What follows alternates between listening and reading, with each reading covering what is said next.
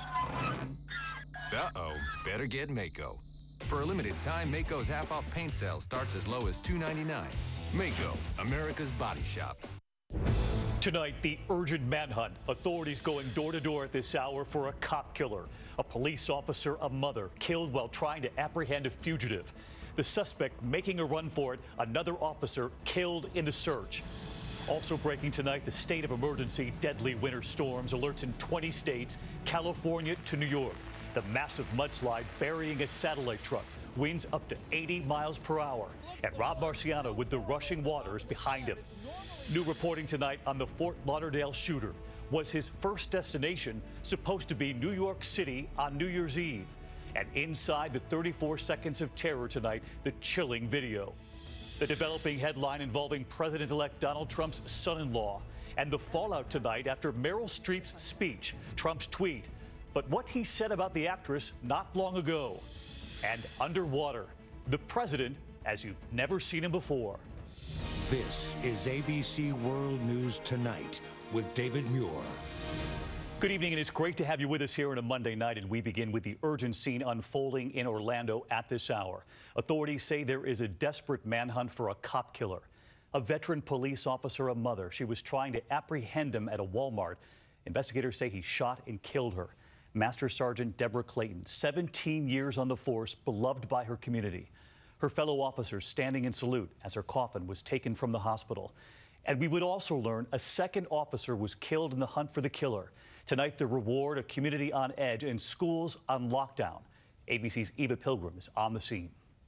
Tonight, a massive manhunt. Police going door to door at this apartment complex, searching for the man police say gunned down one of Orlando's finest. We're going to bring this dirtbag to justice. Just after 7 a.m., Master Sergeant Deborah Clayton, a 17-year veteran, is on duty outside this Walmart when someone alerts her that a wanted murder suspect named Markeith Lloyd is in the store. There was a short foot pursuit, and as soon as she said stop, he basically opened fire. He had a security vest on and everything. I heard her tell him to stop or whatever. He shot her. He shot her down, and he took off running. In 9 District 3, we have one officer shot en route to Orem City. Clayton later dying at the hospital, the suspect getting away, firing on one deputy's car, carjacking another.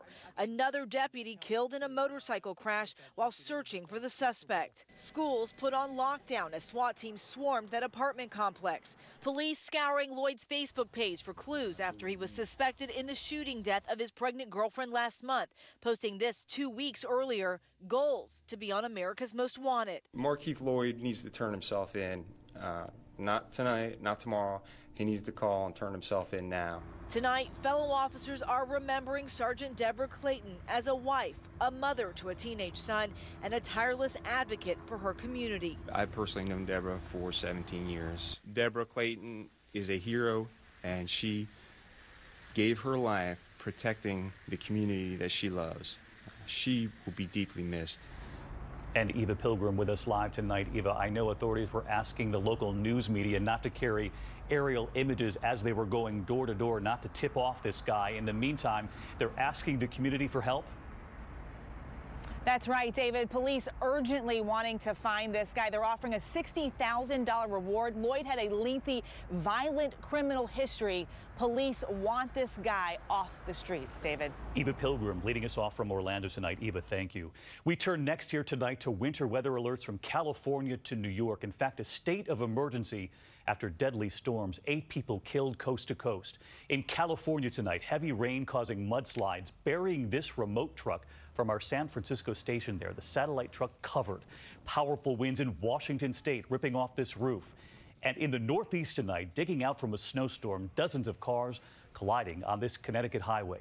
This evening, storms moving east, but a big change is on the way. And here's ABC's Kana Whitworth to start us off. Tonight, with those relentless rains drenching the west for more than 48 hours, the new danger, mudslides. When you pan up, you can see rocks still sliding down, so it's still a very active situation. Southwest of San Jose, this van crushed. Part of Highway 17 shut down. The driver, a photographer for our San Francisco station KGO, injured, but home from the hospital tonight. The storm moving east in Colorado Springs. There it goes. Near 90-mile-an-hour gusts snapping huge trees. knocking out power to thousands. In Reno, Nevada, you need to evacuate the area for your safety. The governor declaring a state of emergency, evacuating more than 1,000 residents. We met with Catherine Hamlin in nearby Lockwood. It's been a little unnerving. Yeah, a little scary. This excavator pulling debris out of the Truckee River, trying to keep the water flowing. At least 4 killed in the west, including the driver of this taxi after his vehicle plunged into the water. Our Rob Marciano is in Napa County. The rain stopped here about 12 hours ago, but just look at the water still pouring over the top of this dam. It's normally dry here, but today flowing at 1,000 cubic feet per second. That dam is 70 years old, holding back nearly 40 million gallons of reservoir water. In the Sierra Nevadas, this is all that's left of the pioneer cabin tree, the famous giant sequoia hollowed out in the 1880s. Meanwhile, much of the rest of the country still freezing after ice storms killed at least 4 in the south and brought snow and accidents all the way to the northeast. Here in Reno, the Truckee River runs right through downtown, and bridges were threatened as the water rose several feet above flood levels. Officials hoping it drops tonight because they've got more rain on the way. David. Kana Whitworth, our thanks to you and Rob Marciano tonight. And as we reported, this system affecting states coast to coast. So let's get right to Chief Meteorologist Ginger Z tonight. She's live with the track for us. Hey, Ginger. Oh, hey there, David. You know, 3 to more than 20 inches of rain fell in parts of California in the last week or so. So that floor is saturated. The ground has so much moisture in it. That's why we see those flood watches and warnings from the Sierra, the Bay Area, all the way to Idaho. Another storm Tuesday into Wednesday will drop up to a ½ foot plus, so more landslides could happen. Certainly more mountain snow in some of the highest elevations. Then anyone from Fort Wayne, Indiana, say, to Elmira, New York, has snow, then a wintry mix, and eventually a midweek warm-up. David. Watching the whole country for us tonight, Ginger. Thank you. We do have new reporting this evening after the terror that played out inside the Fort Lauderdale airport on Friday. Tonight, authorities telling ABC News the suspect's original plan was to arrive in New York City on New Year's Eve. TMZ obtaining this video inside Terminal 2 showing the gunman there pulling out his weapon and firing. The passengers behind him in the terminal hiding behind carts there. Others people simply frozen in place. But tonight, was Florida his original destination, and was he influenced by ISIS? Here's our chief investigative correspondent, Brian Ross. As Esteban Santiago made his first appearance in court today, authorities told ABC News that his initial intended destination was not Fort Lauderdale, but New York. That he had made a reservation to fly into New York City on New Year's Eve, but then, for an unknown reason, canceled it. Instead, Santiago booked a $278 one-way ticket to Fort Lauderdale, where, as this video obtained by TMZ shows, he unleashed 34 seconds of terror, pulling his gun out of his waistband and opening fire.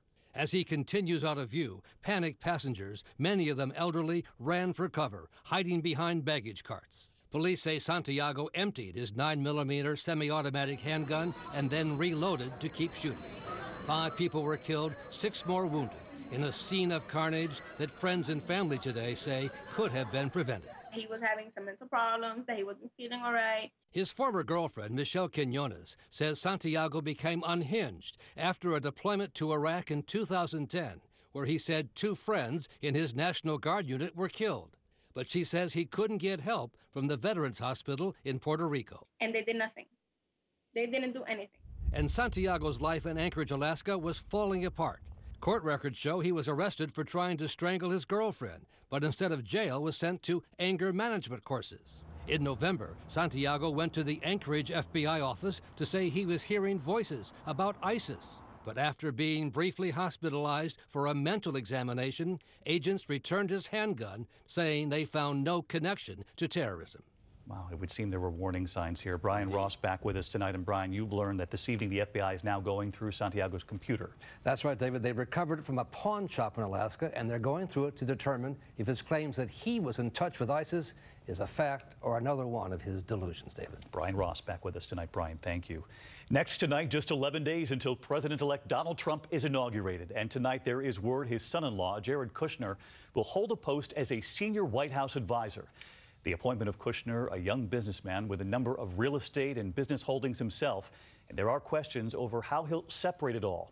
Mr. Trump was asked about that today. He said wait until Wednesday, his news conference. But in a tweet, he did weigh in on Meryl Streep. ABC's Cecilia Vega at Trump Tower tonight. He is the son-in-law from big money with real estate investments all over the world, one of Donald Trump's closest confidants.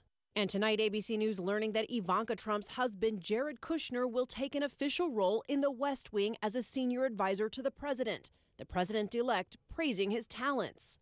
I'd love to have Jared helping us on deals with other nations and see if we can do peace in the Middle East and other things. He's very talented. He's a very talented guy. Ethics experts split over whether Kushner's formal role in the Trump administration would violate federal anti-nepotism laws. And with questions swirling about potential conflicts of interest, tonight Kushner's attorney tells ABC News he will resign from his job in his family's real estate empire and divest substantial assets, but not fully. He also will not take a salary in the White House.